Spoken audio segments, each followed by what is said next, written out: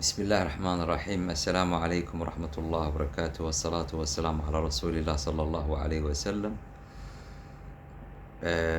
فيديوgan dhexdeeda waxaan rabaa si gaaban inaan walaalaha dhibaataysan, walaalaha xanuunsanayo, walaalahan is ogeyn, ka is og, taa is og, kuwa waqti dheer xanuunsanayo, kuwa iminka lagu soo booday, hadday tahay il, hadday tahay jinni, hadday tahay xasad, hadday tahay umusubyaan, hadday tahay sixir, hadday tahay shawaadiin, hadday tahay xanuun kale, inaan insha allah aan u fududeeyo oo aan ka farxiyo qeyb yacni ay ogaadaan insha allah inay xanuunku laba u kala baxaa, mid korkooda ku dhex jira, midna dibaddu ayuu ka joogaa.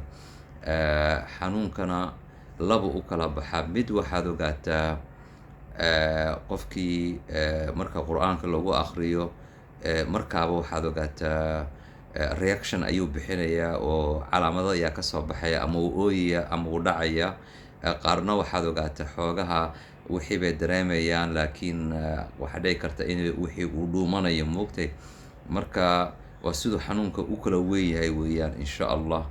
Marka videogan aadka u gaaban waxaan rabaa inaan ku ogaado, adigana waxaan kaa codsanayaa walaashay walaalka, ilaahay khayr fara badan ha ku siiyo, caafimaadkaaga ilaahay ha soo dedejiyo. Haddii insha allah videogan aad sheer garaysid, asxaabta u dirtid insha allah 3 daqiiqo in ka badan waxaad ogaataa isticmaali maayo.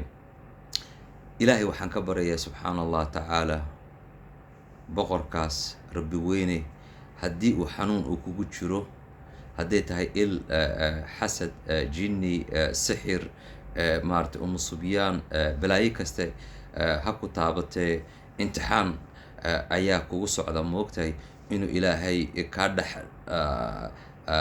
dhawaajiyo, uu kaa dhex qeelisiiyo, ama aad dhacdidba moogtahay. Marka videogan ha daawan haddaad dariiqa aad socotid insha allah, guriga dhexdiisa unbaad ku daawanaysa hadduu ilaahay idmo. ilaahay waxaan ka baryayaa awood inuu igu soo dejiyo hadda adiga i daawanaya i dhegaysanayo, haddaad xanuunsanaysid inuu ilaahay u ku tuso xanuunkaaga. bismi illaahi alladii laa yaduru maca ismi shay-an fi lard walaa fi lsamaa wahuwa samiici alcaliim. cadow kaste oo i maqlayo oo ducadaa maqlay ka soo bax, calaamad bixi korkiisa korkeyda.